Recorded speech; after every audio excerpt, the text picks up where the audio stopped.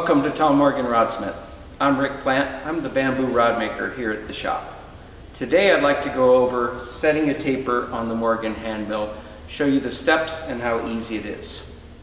The first step to set our taper is to install the dial indicator. Simply remove the two screws on the cutter head.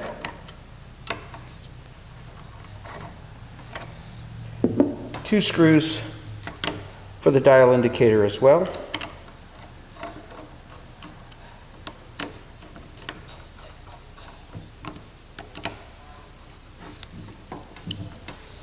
Now you're ready to start setting your taper. When the handmill leaves the shop here, we set a 0 taper on the anvil. The next step in setting the taper is loosening the push-pull screws. Some of our customers like to put a black line. It makes it easier for them to find the screw. We always start at station 13, and we're going to work down to the appropriate station based on the length of our rod. One thing to be aware of, we don't want our cutter head to cut into our anvil. To make sure that doesn't happen as I raise my taper, I'm going to bring my cutter head all the way up and then lower it down just till I hit to 0. That makes sure I have the maximum clearance between my anvil and the cutter head. So let's say I'm setting a taper for a 7.5 foot rod. I'm going to start at station 3, I'm going to end at station 12. Currently at station 3 I have 0. I'm just going to set a taper of 7 thousandths every 5 inches. Once I move to station 4, with my left hand I can push the screw up to about 7.5 thousandths, and then with my right hand I'm going to lock it down 0.5 thousandths. Slide over to station 5. I want to get to 14. With my left hand I'm going to push the screw up 14.5, lock it down to 14. Next on station 6 I go to 21. My left hand I'm going to push it up 21.5, and with my right hand I'm going to lock it down to 21 and continue on to station 12.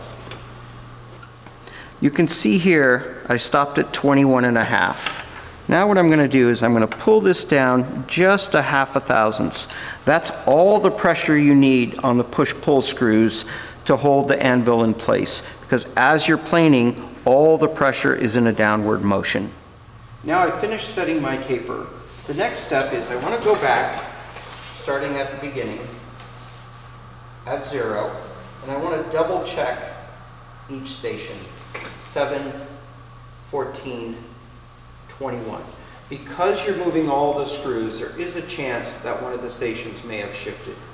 If it does, simply adjust the 2 screws, either push or pull in the direction that's needed. Now I've gone over my taper twice. All the push-pull screws are locked in place. I'm going to go back and check it one final time. Starting at the beginning of my taper, I have 0, 7, 14, 21. It's nice to have one of these rolling desk chairs. It makes it very easy to set the taper as you're going up and down the handmill.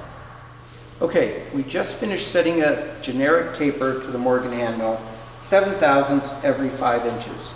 If you have any questions on how to set a taper, please feel free to give us a call here at the shop. If you have a favorite taper and you're not sure how to convert it to the Morgan Handmill, look for our instructional video on how to convert any taper to the Morgan Handmill.